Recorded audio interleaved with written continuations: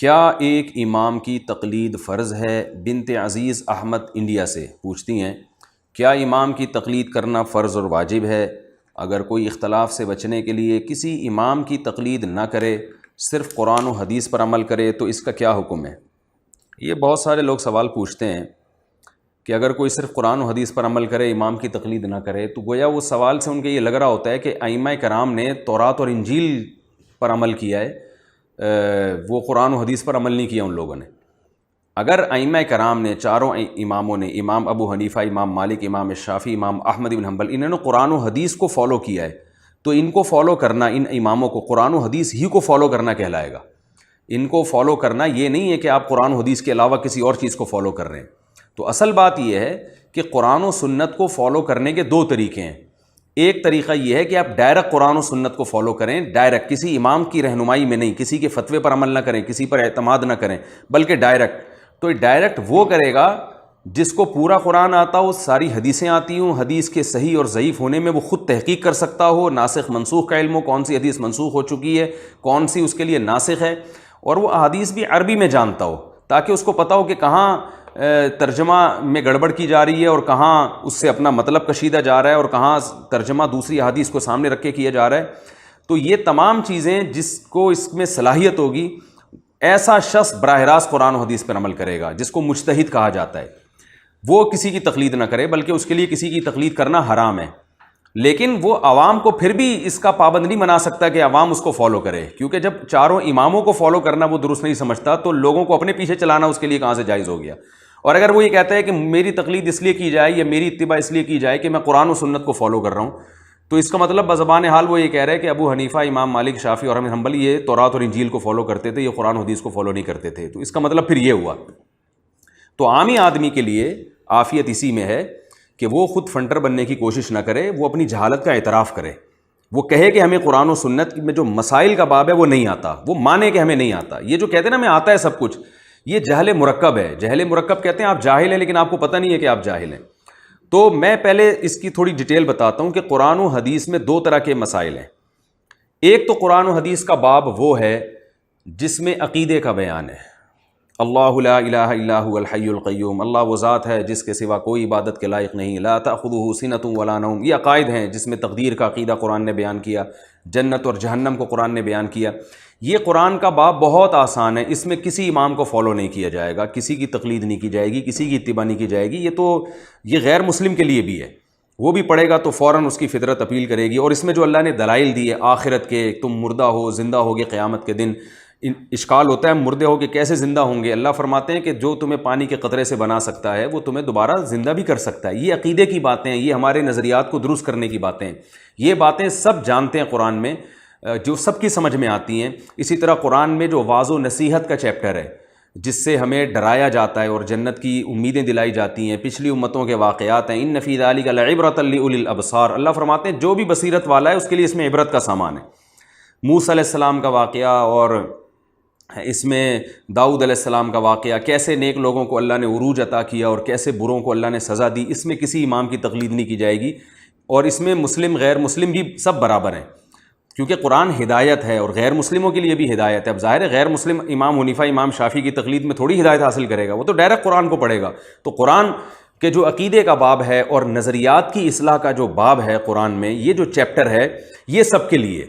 اور یہی وجہ ہے کہ بہت سے غیر مسلم قرآن پڑھ کے اسلام قبول کر لیتے ہیں، انہیں اپیل کرتی ہیں قرآن کی تعلیمات۔ قرآن کے دوسرے مضامین وہ ہیں جن کا عملی زندگی سے تعلق ہے، کہ ایک غیر مسلم یا ایک مسلمان جب قرآن پڑھ کر اس کا ایمان مضبوط ہو گیا، اسے جنت جہنم پہ یقین ہو گیا، اطمینان ہو گیا، اور اب وہ اس کے لیے عملی طور پہ تیار ہے کہ جس چیز کو اللہ نے حلال کیا میں اسے حلال سمجھوں گا، جس کو اللہ نے حرام کیا میں اسے حرام سمجھوں گا اور عمل کر کے دکھاؤں گا۔ تو اب عمل کا باب جب شروع ہوتا ہے تو اس میں بھی دو قسم کے احکام ہیں۔ ایک احکام وہ ہیں جن کو قرآن نے بہت وضاحت سے بیان کر دیا، اس میں بھی کسی امام کی تقلید نہیں ہے۔ جیسے قرآن نے کہا لا تقربوا الزنا، زنا کے قریب مت پھٹکو، وراثت کا مال مت کھاؤ، عورت کی وراثت مت کھاؤ، اور مہر ادا کر دیا کرو، ان کی مرضی کے بغیر مہر کو ہاتھ مت لگاؤ، اور جو ہے طلاق کے بعد عورت پہ ظلم نہ کرو۔ اس طرح کے جو معاشرتی برائیاں ہیں، ماں باپ کے بارے میں وصیت کی قرآن نے کہ اچھا سلوک کرو ان کے ساتھ، اور اس طرح کے جو احکام ہیں قرآن مجید میں، یہ بہت اللہ نے وضاحت سے بیان کر دی ہے، ان میں بھی کسی امام کی تقلید نہیں کی جائے گی۔ میں اگر اپنے باپ سے اچھا سلوک کروں تو اس کا مطلب نہیں کہ امام حنیفہ نے مجھے کہا ہے اس لیے میں اچھا سلوک کروں، قرآن نے کہا ہے، نبی صلی اللہ علیہ وسلم کا واضح احکامات ہیں اس بارے میں۔ تو یہ وہ منسوخ احکام ہیں جن کے دو مطلب نہیں ہیں، اور ان میں ناسخ اور منسوخ کی بحث ہی نہیں ہے کہ کون سی آیت ناسخ ہے، کون سی منسوخ ہے، کون سی بات کی، کون سے پہلے کی، ایسی بحث ہی نہیں ہے۔ یہ چیپٹر بھی قرآن نے بہت آسان رکھا ہے، تو اس میں بھی آپ کسی کی تقلید نہیں کریں گے۔ آگے ہم جب گہرائی میں جاتے ہیں تو پھر کچھ قرآن کی آیتیں ایسی ہیں جس میں اجمال ہے، ان کے دو مطلب بھی نکل سکتے ہیں، یا بعض دفعہ ہم دیکھتے ہیں قرآن کی آیت حدیث سے ٹکرا رہی ہوتی ہے، بظاہر ظاہر ہے حقیقت میں تو نہیں ٹکرا رہی، لیکن ہم اپنی کم علمی کی وجہ سے ہمیں ایسا لگتا ہے کہ یہ دو ایک دوسرے کے اپوزٹ جا رہی ہیں۔ بعض آیتیں ایسی ہوتی ہیں جن کے لغوی معنی ہی دو ہوتے ہیں، یعنی دو مطلب نکل رہے ہوتے ہیں اس کے، جیسے قرآن مجید میں آتا ہے والمطلقات یتربصن بانفسہن ثلاثۃ قروء، کہ جو طلاق یافتہ عورتیں ہیں وہ طلاق کے بعد 3 قرء عدت گزاریں گی۔ قرء، اب قرء کا لفظ استعمال ہوا جس کی جمع قروء آتی ہے۔ اب قرء عربی میں حیض کو بھی کہتے ہیں اور پاکی کی ایام کو بھی کہتے ہیں، طہر کو بھی کہتے ہیں۔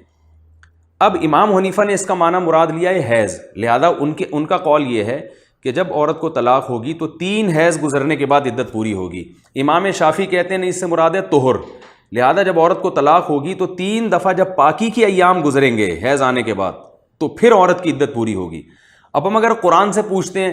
کہ قرء کا کیا مطلب ہے، تو قرآن تو عربی میں نازل ہوا اور قرء کا مطلب عرب دونوں معنوں میں استعمال کرتے تھے، تو ایسی بہت ساری آیتیں قرآن مجید میں۔ پھر اسی طرح جب ہم حدیث کی طرف جاتے ہیں تو احادیث بھی بعض مضامین بہت وضاحت سے حدیث میں بیان کر دی ہیں رسول اللہ صلی اللہ علیہ وسلم نے، ان میں فقہا کا اختلاف ہی نہیں ہوا، اس لیے کہ اتنی وضاحت سے بیان کر دی ہے کہ اس میں فقہا کی دو رائے بنی نہیں ہے، اس میں سب کا اتفاق ہے۔ تو ان مسائل میں بھی کسی کی تقلید نہیں کی جاتی، ان کو منصوص مسائل کہا جاتا ہے، صریح الدلالہ، یعنی وہ احکام وضاحت سے بیان کر دیے اور ان کا مطلب بھی بالکل واضح ہے۔ لیکن احادیث میں بھی ہم جب جاتے ہیں گہرائی میں تو بہت سے احکام احادیث میں ایسے وارد ہوئے ہیں کہ ہمیں ایک حدیث ملتی ہے، اس حدیث کے اپوزٹ دوسری حدیث ملتی ہے، اب دو حدیثوں میں ٹکراؤ ہو رہا ہے، ایسے موقع پہ کس حدیث کو ترجیح دینی ہے؟ تو یہ کام پھر عامی آدمی کا نہیں ہے، مجتہدین کا کام ہے۔ اسی طرح کون سی حدیث پہلے کی ہے کون سی بات کی، بعض دفعہ یہ پتہ نہیں ہوتا، مجتہد اجتہاد کر کے فیصلہ کرتے ہیں کہ یہ بات کی ہے اور یہ والی پہلے کی، لہذا یہ بعد والی کو فالو کریں گے، پہلی والی کو فالو نہیں کریں گے، حالانکہ تاریخوں کا علم نہیں ہوتا، اس میں اجتہاد ہوتا ہے۔ تو اس طرح بہت ساری مثالیں ہمیں ملتی ہیں، یہی وجہ ہے کہ پھر فقہا کا اس میں اختلاف ہوتا ہے، یعنی اختلاف ہونا اس کی علامت ہے کہ قرآن و سنت میں یہ والے مسئلے جس میں علماء کا اختلاف ہوا یہ اتنے واضح نہیں تھے، اگر واضح ہوتے تو ابو حنیفہ اور امام شافعی جیسے لوگوں کا اختلاف کیوں ہوتا ہے اس میں، حالانکہ وہ تو سارے حدیث کے ماہر تھے اور تابعین تبع تابعین کے زمانے میں تھے۔ امام احمد بن حنبل تو امام بخاری کے اساتذہ میں سے ہیں، ان کا امام شافعی سے اختلاف ہوا، حالانکہ امام شافعی امام احمد بن حنبل سے بھی زیادہ سینئر ہیں۔ اسی طرح امام مالک تو سب سے سینئر ہیں، حدیث میں سب سے بڑے عالم سمجھے جاتے تھے، لیکن امام شافعی کا ان سے اختلاف ہوا۔ پھر ہم دیکھتے ہیں کہ امام مالک اپنی موطا میں حدیث لے کر آ رہے ہیں، فتویٰ اس کے خلاف دے رہے ہیں، ایسی بھی بہت سی مثالیں ہمیں ملتی ہیں، اس لیے کہ وہ کہہ رہے ہیں کہ یہ حدیث میں لے کر تو آ رہا ہوں لیکن اس کا یہ مفہوم نہیں ہے، اس کا مفہوم کچھ اور ہے، دوسرے اس کا وہی مفہوم لے رہے ہیں۔ تو یہ وہ بحث ہے کہ یہ احکام حدیث میں ہیں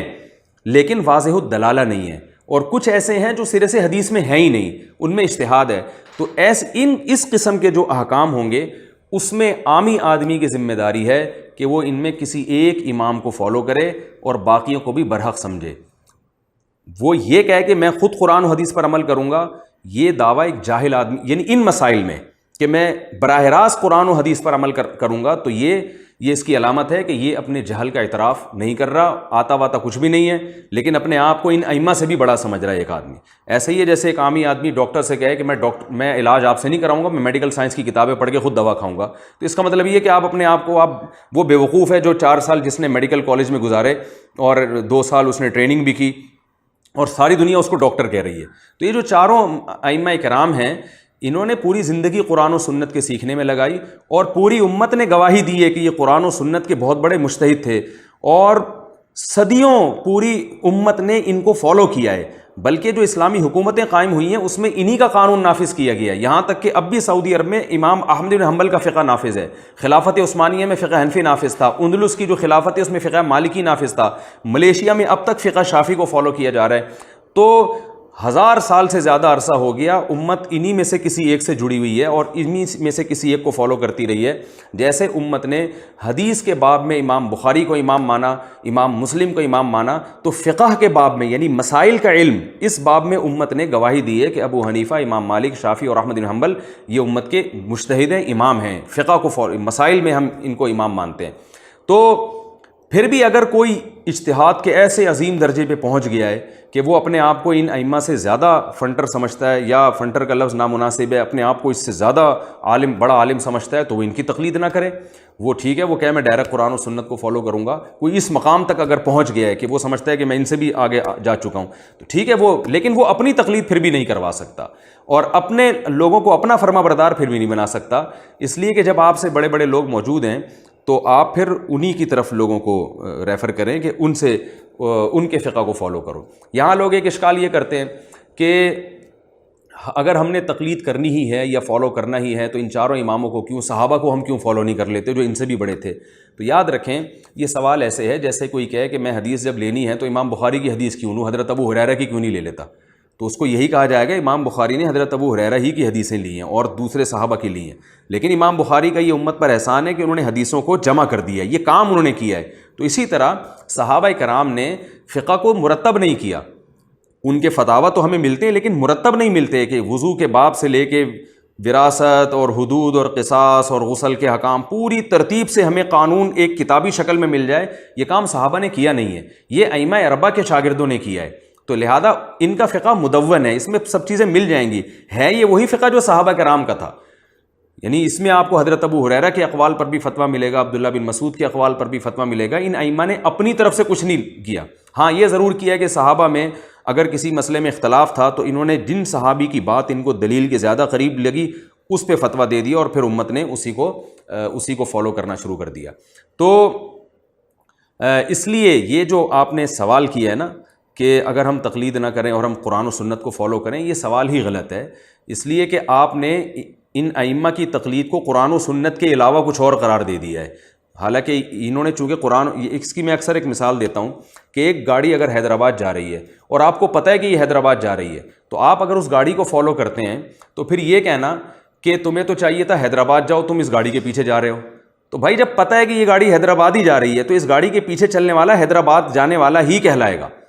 حیدرآباد جانے کے دو طریقے, ایک یہ کہ کسی کو حیدرآباد کا راستہ معلوم ہے وہ ڈائریکٹ جائے, جس کو معلوم نہیں ہے تو وہ اس گاڑی کے پیچھے چلے جس کو حیدرآباد کا راستہ معلوم ہے. نہ آپ کو خود معلوم حیدرآباد کا راستہ, نہ آپ اس گاڑی کے پیچھے چل رہے ہو جس کو حیدرآباد کا راستہ معلوم ہے, تو اس کا مطلب ہے آپ جا ٹھٹھا رہے ہو, لیبل اس پہ آپ حیدرآباد کا لگا رہے ہو. تو نہ آپ کو پورا قرآن و سنت خود آتا ہے اور نہ ایسی کی تقلید کر رہے ہو جس کو آتا ہے. اس کا مطلب یہ کہ آپ قرآن و سنت کو فالو نہیں کر رہے, آپ کچھ اور گمراہی پھیلا رہے ہیں, فرقواریت پھیلا رہے ہیں, لیبل اس پہ قرآن و سنت کا لگا رہے ہیں. تو قرآن و سنت کو فالو کرنے کے دو ہی طریقے ہیں, براہ راست یا کسی کی اتباع, اور یہ دونوں طریقے قرآن سے ثابت ہیں. قرآن مجید میں اللہ تعالیٰ کا ارشاد ہے اتبعوا ما انزل الیکم من ربکم, اللہ نے جو قرآن نازل کیا اس کو فالو کرو. یہاں براہ راست فالو کرنے کا حکم. دوسرے مقام پہ قرآن میں آتا ہے واتبع سبیل من اناب الی, اس شخص کو فالو کرو جو میرے راستے پہ چل رہا ہے. یہاں شخصیت کا واسطہ درمیان میں آ گیا. تو ظاہر ہے ایک ہی جیسا خطاب, دو الگ الگ قسم کے خطاب ایک آدمی کو نہیں کیے جا سکتے کہ براہ راست چلنے کا بھی کہا جا رہا ہو اور کسی کو فالو کرنے کا بھی کہا جا رہا ہو. تو یقیناً یہ دو الگ الگ قسم کے لوگوں کو خطاب ہے. جن کو پورا قرآن اور پوری سنت آتی ہے وہ ڈائریکٹ قرآن اور سنت پہ چلیں گے, جن کو نہیں آتی تو وہ ان کے پیچھے چلیں گے جن کو آتی ہے. تو یہ ہے اس پوری بحث کا خلاصہ. رہا یہ مسئلہ کہ پھر چاروں میں ایک کی تقلید کیوں؟ بھائی جس کو چاہو کر لو تقلید. چاروں میں ایک اس لیے ہے کہ اس سے خواہشات کا دروازہ بند ہوتا ہے. یاد رکھیں ہر چیز قرآن میں صراحتاً نہیں ہوتی, اشارتاً بھی ہوتی ہیں. لوگ کہتے ہیں کہاں لکھا ہوا ہے کہ صرف ایک امام کی تقلید کرنی ہے دوسرے کی نہیں کرنی. قرآن میں یہ لکھا ہوا ہے کہ اللہ زمین میں فساد کو پسند نہیں کرتا. رسول اللہ صلی اللہ علیہ وسلم نے بیت اللہ کو اپنی اصل تعمیر پہ کھڑا کرنے کا آپ نے ارادہ کیا. آپ چاہتے تھے کہ بیت اللہ کو اس تعمیر پہ لائیں جہاں ابراہیم علیہ السلام نے, یعنی جو اس کی جو دیوار ذرا یعنی وہ مستطیل شکل میں بن جاتا, لیکن آپ نے یہ ارادہ اس لیے ترک کر دیا کہ زمانہ جاہلیت کے جو نئے لوگ ابھی مسلمان ہوئے ہیں وہ یہ کہیں گے کہ یہ قبلے کو گویا تبدیل کر رہے ہیں, ابراہیم علیہ السلام والا قبلہ نہیں ہے, کوئی اور قبلہ بنا رہے ہیں. تو اس اچھا کام کے باوجود آپ صلی اللہ علیہ وسلم نے فساد کی وجہ سے اس ارادے کو ترک کر دیا کہ امت میں ایک فتنہ نہ کھڑا ہو جائے. تو تو اس سے پتہ چلتا ہے کہ اس حدیث سے بھی اور قرآن کی دیگر آیات سے بھی کہ ہر وہ کام جس میں فساد کا ذریعہ ہو، خواہشات نفسانیہ یا شہوت پرستی کے پیدا ہونے کا خطرہ ہو، اس کام سے روکا جائے گا۔ اس کے روکنے کی الگ سے ہمارے پاس چاہے کوئی دلیل نہ بھی ہو، یہی دلیل کافی ہے کہ اس کام کے کرنے سے امت میں فساد پھیل رہا ہے۔ تو اب اگر ہم پبلک کو اجازت دے دیں کہ وہ جب چاہے جس فقہ کو فالو کرے تو دین ایک تماشا بن جائے گا۔ برحق چاروں ہیں، لیکن خواہشات نفسانیہ سے بچانے کے لیے لوگوں کو کہا جاتا ہے بھائی کسی ایک فقہ کا التزام کرو، کیونکہ بعض دفعہ ایسے ہوتا ہے کہ آپ کو ایک فقہ میں ایک سہولت مل رہی ہے لیکن دوسرے فقہ میں تنگی ہے، تو آپ ادھر آ جاتے ہیں۔ میں اس کی ایک بہترین مثال دیتا ہوں، میں نے بیان میں بھی یہ بات کی ہے کہ ایک صاحب کا میرے پاس فون آیا لاہور سے، وہ کہنے لگے میں ایک لڑکی سے شادی کرنا چاہتا ہوں اور اس کے والد راضی نہیں ہیں۔ تو میں تھوڑا سمجھ گیا کہ مجھے کچھ اندازہ ہو، میں نے کہا آپ اہل حدیث ہیں؟ اس نے کہا ہاں میں اہل حدیث ہوں۔ میں نے کہا اہل حدیث کے مسلک میں اہل حدیث علماء کی جو رائے ہے وہ یہ ہے کہ لڑکی کا نکاح اس کے باپ کی مرضی کے بغیر نہیں ہوتا۔ تو مجھے کہنے لگے میں کسی مسلک کو نہیں مانتا، میں قرآن و سنت کو مانتا ہوں، مجھے قرآن و حدیث کی روشنی میں جواب دیں۔ میں نے ان سے ایک بات کہی، میں نے کہا آج تک آپ ہر مسئلہ اہل حدیث عالم سے پوچھتے آئے ہو، اور جو مسئلہ انہوں نے بتا دیا، جو دلیل انہوں نے دے دی، اس پر آپ اعتماد کر کے بیٹھ گئے۔ اس پوری زندگی میں آپ نے کبھی مجھ سے کسی مسئلے کے لیے رابطہ نہیں کیا کہ جی مفتی صاحب آپ بتائیں کہ یہ ہمارے اہل حدیث نے جو یہ فتویٰ دیا ہے یہ قرآن و سنت کی روشنی میں درست ہے یا نہیں۔ میں نے کہا اسپیسیفک اس فتوے کے بارے میں آپ کو قرآن و سنت کا خیال کیوں آ رہا ہے؟ یقیناً یہ شہوت پرستی ہے کہ آپ کو جب 3 طلاق کو ایک کہنا تھا تو اہل حدیث کے فتوے کو فالو کیا، اب کوئی لڑکی سے عشق ہو گیا اور وہ جناب آپ کو بہت زیادہ پسند آ رہی ہے اور اس میں ابا راضی نہیں ہے، تو یہاں فقہ حنفی کے مفتیوں سے فتویٰ لیا جا رہا ہے۔ یہ شہوت پرستی ہے، اس کو کوئی بھی حلال نہیں کہتا۔ علامہ ابن تیمیہ رحمہ اللہ نے ایک بڑی اچھی مثال دی ہے کہ ایک شخص نکاح کرتا ہے اور گواہ اس کے فاسق ہوتے ہیں۔ امام شافعی کہتے ہیں کہ فاسق گواہوں کی موجودگی میں نکاح نہیں ہوتا، لیکن اس نے کہا کہ ابو حنیفہ رحمہ اللہ کی رائے یہ ہے کہ نکاح ہو جاتا ہے۔ میں اس معاملے میں امام ابو حنیفہ کی رائے کو فالو کر رہا ہوں، اور اس نے نکاح کر لیا۔ اب یہ غصے میں آ کے دھڑا دھڑ 3 طلاقیں دے دیتا ہے۔ اب 3 طلاقیں دینے کے بعد تو امام شافعی بھی کہہ رہے ہیں نکاح ختم ہو گیا، امام ابو حنیفہ بھی کہہ رہے ہیں، لیکن یہ کہتا ہے کہ امام شافعی کے فقہ کے مطابق تو میرا نکاح سرے سے ہوا ہی نہیں تھا کیونکہ گواہ فاسق تھے۔ جب نکاح ہی نہیں ہوا تو یہ عورت اجنبی ہے، لہذا 3 یا 10 بھی دے دی تو کچھ بھی نہیں ہوا، لہذا میں دوبارہ سے نکاح کر سکتا ہوں۔ تو یہ پریکٹیکلی یہ فساد ہونے لگا تھا، اور یہ حقیقت ہے۔ آپ وضو کر کے آئے اور کسی عورت کو آپ کا ہاتھ لگ گیا، امام شافعی کہتے ہیں عورت کے ہاتھ لگنے سے ہی آپ کا وضو ٹوٹ گیا۔ آپ کہتے ہیں میں امام حنیفہ کے فقہ کو فالو کرتا ہوں، ان کے نزدیک ہاتھ لگنے سے وضو نہیں ٹوٹتا۔ تھوڑی دیر میں آپ کا بلڈ نکلا، خون نکل کے بہہ گیا۔ اب لوگ کہہ رہے ہیں بھائی آپ وضو کرو دوبارہ، کیونکہ امام ابو حنیفہ جن کو آپ ابھی فالو کر رہے تھے ان کی رائے کے مطابق تو آپ کا وضو ٹوٹ گیا۔ وہ کہتے ہیں نہیں اس مسئلے میں امام شافعی کو فالو کر رہا ہوں۔ تو یہ تماشا بن جائے گا، جب ایک چیز کا آپ نے التزام کیا فساد سے بچنے کے لیے تو اسی کا آپ کو التزام کرنا پڑے گا۔ ہاں اسی فقہ کے بڑے علماء اگر گنجائش دیں، جیسے کہ ہر فقہ میں اس کی اجازت ہے کہ کچھ حالات میں آپ دوسرے فقی کے قول کو لے سکتے ہیں، دوسرے امام کے قول کو لے سکتے ہیں، ایسی کنڈیشن بھی ہیں، لیکن یہ علماء کو معلوم ہوتی ہیں کہ کس کنڈیشن میں آپ اپنا فقہ چینج کر سکتے ہیں، کس میں نہیں۔ تو اگر علماء ہی اجازت دے دیں ان تمام اصول اور ضوابط کو سامنے رکھ کر، پھر تو ٹھیک ہے۔ عامی آدمی کو اس کی اجازت قطعاً نہیں دی جا سکتی، اس سے دین تماشا بن جاتا ہے اور بن چکا ہے۔ ابھی ریسنٹلی چند دن پہلے کی بات ہے، ایک صاحب نے بیوی کو 3 طلاقیں دی، وہ میرے پاس آئے، میں ان کو بتایا طلاقیں ہو گئی ہیں، کہہ رہے میں نہیں مانتا، میں کسی عالم کو نہیں مانتا، مفتی کو نہیں مانتا، میں نے سعودی عرب کے فلاں مفتی کا فتویٰ ہے قرآن و حدیث کی روشنی میں، اور اس فتوے کے مطابق وہ بن باز کا حوالہ دے رہے تھے، شیخ عبدالعزیز ابن عبداللہ ابن باز جو سابق مفتی اعظم تھے جن کا انتقال ہو گیا اللہ مغفرت فرمائے، ان کا فتویٰ ہے کہ 3 طلاقیں ایک ہوتی ہیں، اور وہ قرآن و حدیث کی روشنی میں فتویٰ ہے۔ میں نے کہا یہ جو چاروں اماموں کا فتویٰ ہے نا، ابو حنیفہ، مالک، شافعی، حنبلی، ان چاروں کا اور تمام صحابہ کا فتویٰ ہے کہ 3 ہوتی ہیں، اور یہ تورات انجیل کی روشنی میں نہیں ہے، یہ قرآن و حدیثی کی روشنی میں۔ میں نے کہا یہ سارے صحابہ ایک طرف، چاروں امام ایک طرف، اور امت کا اجماع ایک طرف، اور ایک بن باز رحمہ اللہ اگرچہ بڑے عالم تھے لیکن پوری امت سے ہٹ کر وہ 2-4 آپ کو علماء ایسے ملیں گے جنہوں نے اس کے خلاف فتویٰ دیا، ان کی رائے کو لے رہے ہو آپ، کہہ رہے ہیں نہیں وہ قرآن و حدیث پہ فتویٰ دیتے ہیں۔ اچھا میں نے کہا ٹھیک ہے بھائی، تو بن باز کا میں نے کہا پھر ایک اور فتویٰ بھی ہے، اس کو بھی فالو کریں۔ کہہ رہے ہیں کیا ہے؟ میں نے کہا شیخ بن باز رحمہ اللہ تعالیٰ کا فتویٰ یہ ہے کہ اگر کوئی شخص جان بوجھ کر ایک نماز چھوڑ دے وہ مرتد ہو گیا، کافر ہو گیا، اور اس کا بیوی سے نکاح ختم ہو گیا۔ تو میں نے کہا آپ بیوی کو رکھ لیں، مجھے پتا تھا یہ صاحب نمازی نہیں ہے، میں نے کہا جس دن آپ نے ایک نماز چھوڑی یا آپ کی بیوی نے نماز چھوڑی, آپ اسی وقت کافر ہو جائیں گے اور آپ کا نکاح ویسے ہی ختم ہو جائے گا. تو میں نے کہا اس میں تو پھر بھی گنجائش ہے کہ آپ کہیں اور شادی کر لیں, لیکن جو فتوے کو آپ لے رہے ہیں نا, اس کے حساب سے انہی مفتی سے اگر دوسرا فتویٰ آپ لیں گے تو وہ بھی, اس میں تو آپ کے لیے کوئی بھی دنیا میں عورت حلال نہیں ہوتی جب تک آپ پکے نمازی نہیں بن جاتے اور آپ کی بیوی بھی پکی نمازی نہیں بن جاتی. اور مجھے پتہ ہے کہ نمازی بننے کا آپ کا مستقبل قریب میں کوئی پروگرام نہیں ہے, اللہ کرے ہو جائے, لیکن لگتا نہیں ہے آپ کے حالات سے. تو وہ ہکا بکا ہو گئے, کہتے ہیں یار یہ والا فتویٰ میں نہیں مانتا, شیخ بن باز کا یہ فتویٰ میں نہیں مانتا, میں 3 طلاق کا فتویٰ مانتا ہوں کیونکہ یہ قرآن حدیث کی روشنی میں ہے. میں نے کہا بھائی جان وہ جو انہوں نے کہا ہے نا کہ ایک نماز کا چھوڑ دینے والا کافر ہے, وہ بھی قرآن حدیث کی روشنی میں ہی کہا ہے. اس پہ ان کے پاس دلائل ہیں, وہ ہم نے نہیں یقین آتا تو میں وہ دلائل آپ کو پڑھ کے سناتا ہوں. اور میں نے کہا جو آپ حدیث پیش کر رہے ہو جس میں آتا ہے, صحیح مسلم کی حدیث ہے کہ نبی کے دور میں 3 طلاقیں ایک سمجھی جاتی تھیں, بالکل ایسے ہی الفاظ ہیں. عبداللہ بن مسعود کہتے ہیں ہم نبی کے دور میں کسی گناہ کو کفر نہیں سمجھتے تھے سوائے نماز چھوڑنے کو. نماز چھوڑنے کو ہم کفر سمجھتے تھے کہ نماز چھوڑنے والا کافر ہو جاتا ہے. تو میں نے کہا بالکل اسی جیسے الفاظ ہیں, تو لیکن نہیں مانے. تو یہ ہے شہوت پرستی, ایک مسلک کو فالو کرنے کا. اسی لیے کہا جاتا ہے کہ چاروں فقہ حنفی, مالکی, شافعی, حنبلی بالکل درست ہیں, بالکل برحق ہیں, اجتہادی اختلاف ہے. رسول اللہ صلی اللہ علیہ وسلم نے ارشاد فرمایا مجتہد جب اجتہاد کرتا ہے اگر وہ درست رائے تک پہنچے تو 2 اجر, اگر غلطی کرے تو بھی 1 اجر ملتا ہے. تو مجتہدین نے اپنی ثواب دید کے مطابق پوری ریسرچ کر کے امت کے سامنے پیش کر دی. اب امت کو مزید ریسرچ ان مسائل میں نہیں کرنی چاہیے, جدید مسائل میں ریسرچ کرنا چاہیے. جو مسائل حل ہو چکے ہیں ان میں سے آپ کسی بھی فقہ کو فالو کر لیں, یہ آپ کے لیے جنت میں جانے کا انشاءاللہ ذریعہ اور سبب ہوگا. اور اگر آپ نے دوبارہ قرآن و سنت کے نام پہ فروعی مسائل چھیڑے تو یہ قیامت تک حل نہیں ہوں گے. ان میں وہی پھڈا, وہی اختلاف اور اس سے امت متحد نہیں ہوگی. آپ نے جیسے بتایا نا کہ اختلاف سے بچنے کے لیے اگر کوئی کسی امام کی تقلید نہ کرے, اگر آپ تقلید نہیں کرتے کسی امام کی تو اختلاف کم نہیں ہوگا, بڑھے گا. کیونکہ ہر شخص اپنی تحقیق مارکیٹ میں لائے گا جیسے کہ لا رہا ہے, اور اس پہ قرآن و سنت کا لیبل, اور پھر ایک دوسرے کے خلاف طعن و تشنیع, ایک دوسرے کے خلاف کیچڑ اچھالنا, یہ جو کچھ ہمارے معاشرے میں ہو رہا ہے یہ تو ہوگا. اور بات یہ ہے کہ وہ پھر پورے طور پہ قرآن و سنت کو فالو بھی نہیں کرتے.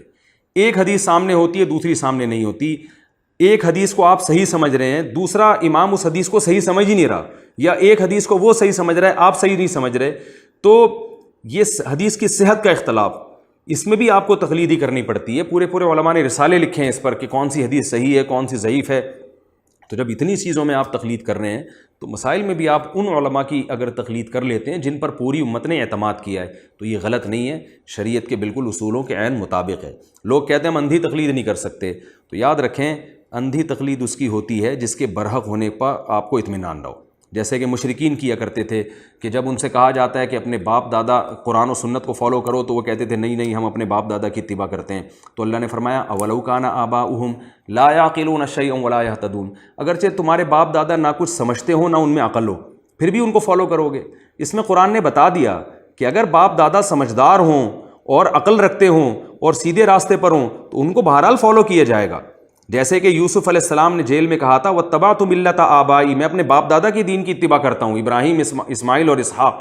تو پتہ چلا کہ اگر کسی امام کا دلائل سے برحق ہونا ثابت ہو جائے, یہ ثابت ہو جائے کہ یہ قرآن و سنت کو فالو کرتے ہیں, تو اس امام کو فالو کرنا قرآن و سنت ہی کو فالو کرنا کہلائے گا, یہ اندھی تقلید نہیں کہلائے گی. جیسے ایک میں نے وہی مثال جیسے دی کہ آپ حیدرآباد جا رہے ہیں تو آپ کو خود حیدرآباد کا راستہ معلوم نہیں ہے, آپ میں اتنی یعنی گوگل میپ کا استعمال نہیں آتا, یا آپ ایسی جگہ پر ہیں جہاں کوئی بتانے والا نہیں ہے, تو آپ کے پاس یہی راستہ ہے کہ بھائی یہ بس حیدرآباد جا رہی ہے تو اس کے پیچھے چلے جائیں. لیکن اگر آپ نے بس ایسے ہی کسی بس کے پیچھے چلنا شروع کر دیا, ایک آدمی نے بول دیا تھا حیدرآباد جا رہی ہے, آپ اس کے پیچھے چل گئے, تو یہ اندھی تقلید ہے. لیکن آپ نے پوری تحقیق کر لی, ڈرائیور سے معلوم کیا اور بہت سارے لوگوں سے کی گواہی ہو گئی کہ بھئی یہ واقعی حیدرآباد ہی جا رہی ہے. اس 100% اطمینان کے بعد جب آپ بس کو فالو کریں گے تو پھر یہ تقلید اندھی نہیں کہلائے گی, بلکہ یہ تقلید علی وجہ البصیرہ کہلائے گی, اور یہ عقل مند ہونے کی علامت ہوگی. تو آپ ساری دنیا کے علماء سے رابطہ کریں, ان سے پوچھیں کہ کیا ابو حنیفہ قرآن و سنت کو فالو نہیں کرتے تھے, کیا امام شافعی قرآن و سنت کو فالو نہیں کرتے تھے, کیا امام مالک قرآن و سنت کے علاوہ تورات اور انجیل کو فالو کرتے تھے, کیا امام احمد بن حنبل نے اسلام سے ہٹ کر کوئی نیا فقہ نکالا تھا. اگر علماء کہتے ہیں کہ یہ سب بدعتی تھے, انہوں نے نئی چیزیں نکالی ہیں دین میں, تو آپ ان کو فالو کریں گے تو یہ اندھی تقلید کہلائے گی۔ لیکن اگر ساری دنیا کے علماء اہل سنت والجماعت وہ کہہ رہے ہیں نہیں بھائی یہ انہوں نے اپنی بساط کے مطابق جتنی ریسرچ کر سکتے تھے انہوں نے قرآن حدیث پہ ریسرچ کر کے ہمارے سامنے پیش کی ہے، اور ان میں سے اگر کسی سے غلطی ہوئی ہے تو وہ اجتہادی غلطی ہے، وہ ایسی غلطی نہیں ہے جس پر ملامت ہو، اور اس اجتہادی غلطی کو پکڑنا بھی عامی آدمی کا کام نہیں ہے، بلکہ یہ غلطی بھی وہی پکڑ سکتا ہے جو انہی کے لیول کا آدمی ہو۔ تو پھر ایسی صورت میں اس کو فالو کرنا یقیناً 100% قرآن و سنت ہی کو فالو کرنا پڑے گا، یعنی فالو کرنا کہلائے گا۔ اور آخر میں ایک بات کر کے میں اس موضوع کو ختم کرتا ہوں کہ میں یہ کہتا ہوں کہ دیکھیں عامی آدمی بہرحال تقلید ہی کرتا ہے، اگر وہ ان کی نہیں کرے گا تو آج کسی مولانا صاحب کی کر رہا ہوگا وہ، کیونکہ وہ مولانا صاحب یا جو عالم آپ کو بیٹھ کے حوالے پیش کر رہے ہیں آپ اکثر ان حوالوں کو دیکھتے نہیں ہیں جا کے کہ یہ ہیں بھی یا نہیں ہیں۔ نمبر 2 وہ جو حدیث کا ترجمہ کر رہے ہوتے ہیں آپ وہ ترجمہ بھی نہیں جا کے دیکھتے۔ نمبر 3 اس حدیث کے خلاف بھی کوئی دوسری حدیث موجود ہے یہ بھی آپ نہیں دیکھ رہے ہوتے۔ تو یہ سارے کام کے باوجود آپ مقلد نہیں کہلاتے، حیرت اس پر ہے، حالانکہ آپ بہت زیادہ تقلید کر رہے ہوتے ہیں۔ تو میں یہ کہتا ہوں جب کرنی آپ نے تقلید ہی ہے تو پھر بہتر نہیں ہے کہ کسی بڑے امام اور مجتہد کی جائے۔ اور اہم بات یہ بھی ہے کہ بعض لوگ کہتے ہیں کہ بعض چیزیں ایسی ہیں جس میں امام حنیفہ کا قول بالکل صحیح حدیث کے خلاف ہوتا ہے اور اس میں تو کوئی لاجک بن ہی نہیں رہی ہوتی۔ تو یاد رکھیں ایسا اگر کوئی قول جس میں امام ابو حنیفہ کے شاگردوں کو یہ معلوم ہوا کہ یہ حدیث امام حنیفہ تک پہنچی نہیں تھی، اس لیے امام حنیفہ نے اس حدیث پہ فتویٰ ہی نہیں دیا، بعض دفعہ ایسے ہوا ہے، تو اس لیے نہیں ہوا کہ امام حنیفہ کو معاذ اللہ حدیث سے نفرت تھی، بعض دفعہ ایسے ہوا ہے کہ وہ حدیث امام ابو حنیفہ تک پہنچی نہیں، لہذا امام حنیفہ نے اس کے اگینسٹ فتویٰ دے دیا، شاگردوں تک پہنچ گئی۔ تو بعض لوگ ہمارے سامنے ایسے امام حنیفہ کے قول لے کر آتے ہیں، دیکھو حدیث میں کیا ہے، ابو حنیفہ کا قول اس کے خلاف ہے، تو تم پھر بھی ابو حنیفہ کی تقلید کر رہے ہو، حالانکہ ہم نہیں کر رہے ہوتے۔ ایسی صورت میں امام حنیفہ کے بہت سے اقوال ایسے تھے کہ امام صاحب تک وہ حدیث پہنچی نہیں یا وہ بالکل واضح الدلالہ تھی، تو اس میں پھر فقہ حنفی میں امام ابو حنیفہ کے قول کو چھوڑ دیا گیا ہے۔ اس کی بہت سی مثالیں ہیں۔ امام ابو حنیفہ رحمہ اللہ تعالیٰ کے نزدیک جو حربی کافر ہے اس سے سود لینا جائز ہے، حالانکہ فقہ حنفی میں علماء حنفیہ اس کی اجازت نہیں دیتے، وہ کہتے ہیں حربی سے بھی، جو جنگ جس سے ہو رہی ہو نا کافر سے، اس سے بھی سود لینا حرام ہے، اس سے بھی سودی لین دین حرام ہے۔ امام ابو حنیفہ کے ہاں ماں بچے کو 2.5 سال تک دودھ پلا سکتی ہے، فقہ حنفی میں 2 سال کے بعد دودھ پلانا جائز نہیں ہے۔ امام حنیفہ کے اس قول پہ فقہ حنفی میں فتویٰ نہیں دیا گیا۔ اور بہت ساری مثالیں میں پیش کروں گا تو وقت بہت زیادہ ہو جائے گا،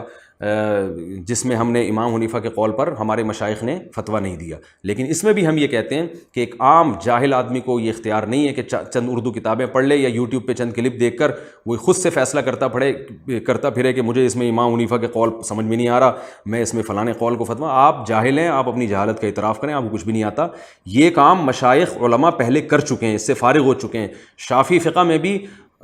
بعض امام شافعی کے اقوال ایسے ہیں جس کو فقہ شافعی میں فالو نہیں کیا گیا، فقہ حنبلی میں بھی امام احمد بن حنبل کے بعض اقوال ایسے ہیں جس کو حنابلہ نے ان کو فالو نہیں کیا، امام مالک کے بھی بعض اقوال ایسے ہیں جن کو مالکیہ نے نہیں لیا۔ تو جو قول بالکل قرآن و سنت سے متصادم نظر آیا اس کی وجہ کچھ بھی ہو سکتی ہے، بڑی وجہ تو یہی تھی کہ وہ حدیث ان تک پہنچی نہیں فتویٰ دیتے، تو اس میں آپ کو فنٹر بننے کی بالکل ضرورت نہیں ہے کہ آپ فیصلہ کریں۔ یہ کام علماء پہلے کر چکے ہیں، کیونکہ اسلام 1400 سال پہلے آیا ہے اور اس پہ ریسرچ کا کام صدیوں پہلے مکمل ہو چکا ہے۔ اب کسی نئے ریسرچر کو اٹھ کے امت میں فساد پیدا کرنے کی چنداں ضرورت نہیں ہے، اس سے امت میں جوڑ پیدا نہیں ہوگا بلکہ توڑ پیدا ہوگا۔ اور اتنی تقریر کے بعد بھی اگر آپ کو سمجھ میں نہیں آتا تو ٹھیک ہے بھائی، آپ ایک 5واں مسلک بنا لیں اور اس پہ قرآن و سنت کا لیبل لگا لیں،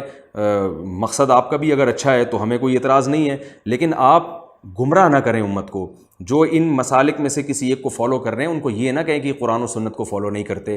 ٹھیک ہے آپ کی سمجھ میں نہیں آتا تو گن پوائنٹ پہ کسی کو مجبور نہیں کیا جا سکتا۔ جو بھی قرآن و سنت کو حجت مانتا ہے کسی بھی عنوان سے وہ ہمارا بھائی ہے اور کلمہ گو ہے، ہم اس سے محبت کے جو ہے وہ طلبگار ہیں، ہم اس سے نکاح کو جائز سمجھتے ہیں اور اس سے مالی لین دین کو جائز سمجھتے ہیں، کہ کیونکہ اہل سنت والجماعت کے جو بنیادی عقائد ہیں اس میں اگر وہ ہمارے ساتھ شریک ہے، وہ بنیادی عقائد یہی ہیں: آخرت پر ایمان، تمام صحابہ سے محبت اور تمام محدثین اور بڑے بڑے فقہاء ہیں ان کا احترام کرنا، جس میں ائمہ اربعہ بھی داخل ہیں، اور ان بنیادی چیزوں میں اگر وہ ہمارے ساتھ شریک ہے، ان بنیادی عقائد میں، تو فروعی اختلاف اگر ہو بھی جاتا ہے تو پھر ہم بہرحال اس کو گمراہ نہیں کہتے، لیکن ہماری رائے یہی ہے کہ اس زمانے میں کسی ایک کو فالو اگر آپ نہیں کریں گے تو امت میں جوڑ نہیں ہوگا بلکہ فساد پیدا ہوگا۔ لہذا جو بحثیں ہو چکی ہیں ان کی فائلوں کو سمیٹ دیا جائے، لپیٹ دیا جائے، اور اب ان مسائل پہ کام کیا جائے جن پر پہلے کام نہیں ہوا۔ اللہ تعالیٰ عمل کی توفیق عطا فرمائے۔